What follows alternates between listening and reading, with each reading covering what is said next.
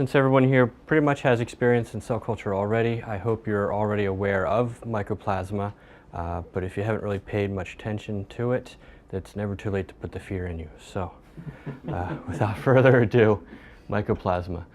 So what is Mycoplasma? They're small, round, or filamentous prokaryote organisms. They're able to be passed through or forced to pass through sterile filters that you normally do for cell culture. Anytime you're making media, these things are actually able to get through those. So sterile doesn't necessarily always mean sterile.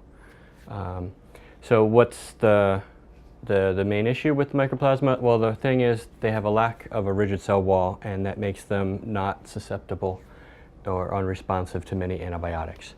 So I've just thrown in a couple pictures here, SEMs of some cells that have Mycoplasma growing on them. As you can see, the Mycoplasma is actually really tiny, and they can actually reach, many more times in your media than you actually have cells.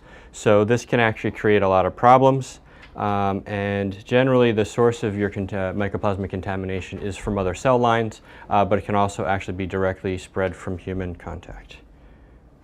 Guess we're getting cut off at the bottom there. So why is this a problem? Well, unfortunately, it can be widespread. In published reports, it can be anywhere between 5 and 35. In reality, it may actually be higher, because if people don't test for it, they don't know they have it, and therefore it's not published. So what is the main issues? Why is Mycoplasma a problem? Well, besides not being able to tell if you have it, if you don't look for it because they're so small, in fact, even if you have a widespread contamination, you can't actually see it. It doesn't make your media cloudy, so it may kind of ride underneath the radar. So what happens when you have Mycoplasma? Well, it affects all of your cells, and in fact it's been published to show that basically virtually every cell culture property and characteristic measured can be affected by Mycoplasma.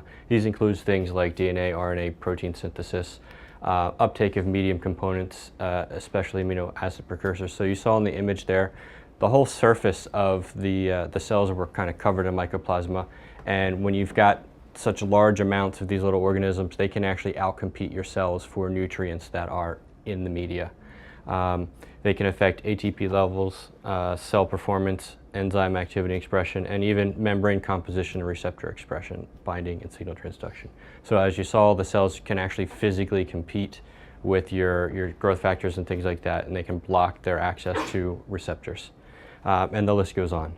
So there is a significant financial and personal cost to Mycoplasma outbreak. If you're sharing cells that you've been working with other labs, they receive them, they test them for Mycoplasma, well, you kind of get embarrassed, and then they come into question your results and your reputation. So, and then, of course, if you have Mycoplasma contamination, you find it, you then have to replace all of your cells and kind of lose everything you've been working on. So it can be very costly financially as well. So we've kind of instituted strict procedures here in the CREM as far as detecting and screening for Mycoplasma. First off is quarantine.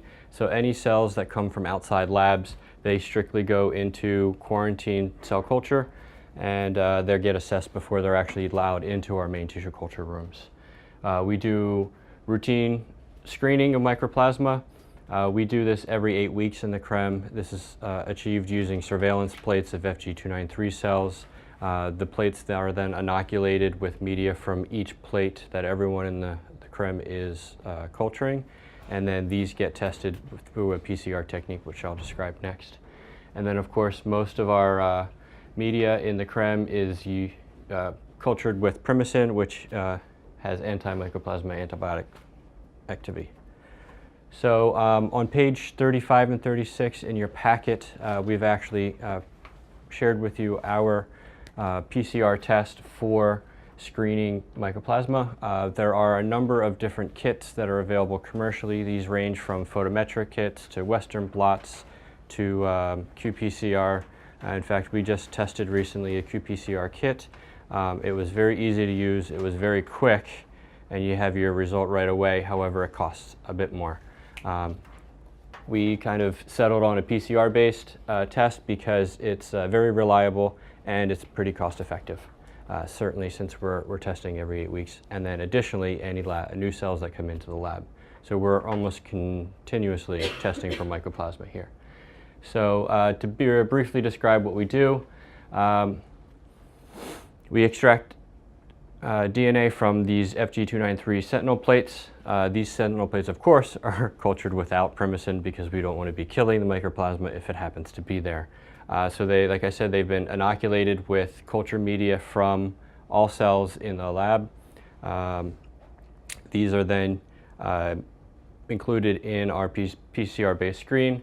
So we use a primer that's kind of, I don't want to say non-specific, but it's designed to capture a wide range of Mycoplasma species because there are over 100 different types of Mycoplasmas. Just to show you here real quick, you know, I'm not exactly going to go through great detail of all of the steps of the protocol because it is a PCR-based test. It's really simple. Any questions about it after you have a chance to read through it, feel free to come find me later and ask. But just to want to show you kind of what the results that we get look like. You can see our ladder on the left there. We usually test samples just water only, non-template control. We always include a positive and a negative control. If you're doing a myco test and you're not including a positive control, well, you'll never know if your results were actually negative or not. So please always include, you know, correct controls in your tests. And then, of course, we have our sample. And then we always run, you know, GAP-DH, or we've, I think, moved recently on to a different gene because we've been testing human and mouse, and the primer that we were using for these was human specific, and so we want to be able to make sure that we're reporting for both mouse and human. So we've moved on to one where we've seen conserved between the two. But you can see positive control. We've got our band for Mycoplasma, which I think is around 480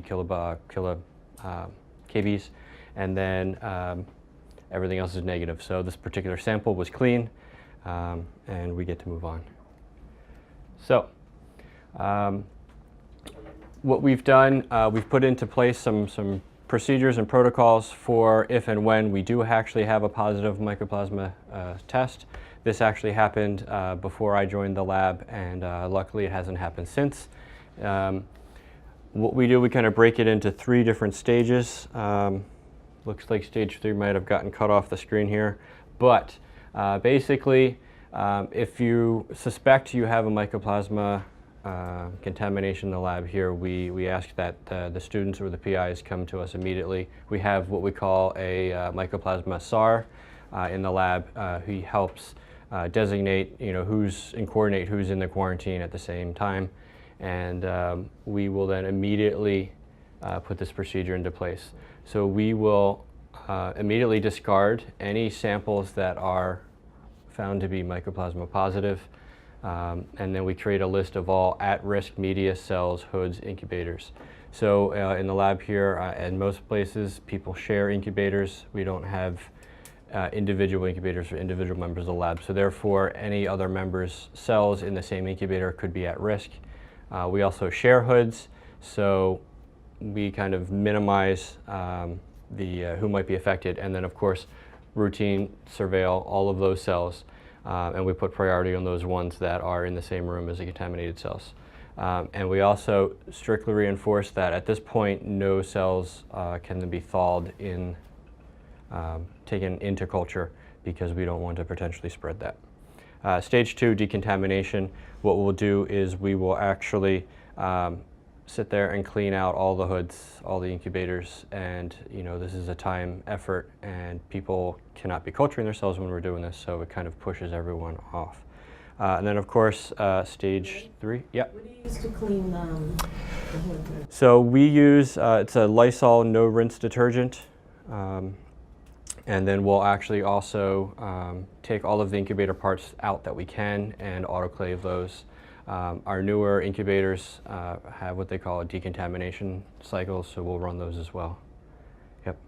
And then stage 3, so thaw and retest. So basically, we continue and increase our testing for a period of time after our Mycoplasma to make sure that we don't actually have spread to cells that had been in our freezers. So there you go. All right, so finally,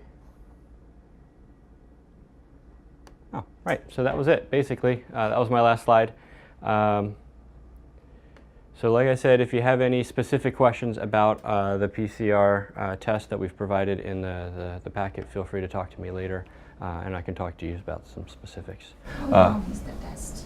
So the way that we do our test, so we'll culture the cells. So I'll start about a week before our inoculation day to start growing out the FG923 cells. The reason for that is we've got at least 30 hoods here, or 30 incubators here, so it takes a little while to go from one vial out to 30 inoculation plates. And then they get passaged. We usually passage them twice after they've been inoculated, just to give time for the mycoplasma to kind of spread throughout the whole cell, since people are just putting in 10 to 100 microliters of their media. And then after that point, the DNA is collected, extracted, and then the PCR test is run. So there's a thermocycler component, which takes a couple hours, and then the actual PCR test, like running the gel itself. So in all, it takes us about 2 weeks, I think, from start to finish. Yeah, so like I said, we tested this qPCR kit the other day, and it was really fast. You know, within a matter of hours, you've got your result. And it's really easy to see. You either get your curve or you don't. But like I said, that costs a lot more. But if you're interested in knowing what that kit was, the company was Sartorius. We got it through Fisher, and but there's certainly other ones that are commercially available. Was the last mycoplasma contamination after the first course last year? No, it was before that, I believe. Yeah. And I believe the source was actually from cells that we had brought in from another lab. So I think those are actually the source of our positive control samples that we keep isolated. Yeah. So, any other questions? So if there's a contamination, do you know, other than do the test, because we don't do this test often, right? I mean, so is there any way? So yeah, that's the big issue with mycoplasmas. You usually can't see an indicator in your media that they're there. Unlike, you know, bacteria and fungus, where either the pH changes and therefore you get, you know, color change in your media, or you can physically see them sitting there. So usually the first indicator that you might have mycoplasma contamination is cells that used to work and do what you wanted to do are no longer really doing what they're supposed to be doing. And you know, you could spend time, like Finn said, sitting there trying your different reagents and figuring out, okay, well, is it my protocol? Is it my media lots and things like that? If none of those things seem to work out, certainly I would, you know, take the time and effort to test for the mycoplasma, because that could be it. In the last lab that I worked in, that was actually our first indicator. We were working with bone marrow-derived stromal cells, trying to do osteodifferentiation, and they just weren't proliferating well, and then they also weren't differentiating well. And so we did a test, and we ended up having to toss out a whole bunch of stuff. So yeah, that's usually the first indicator.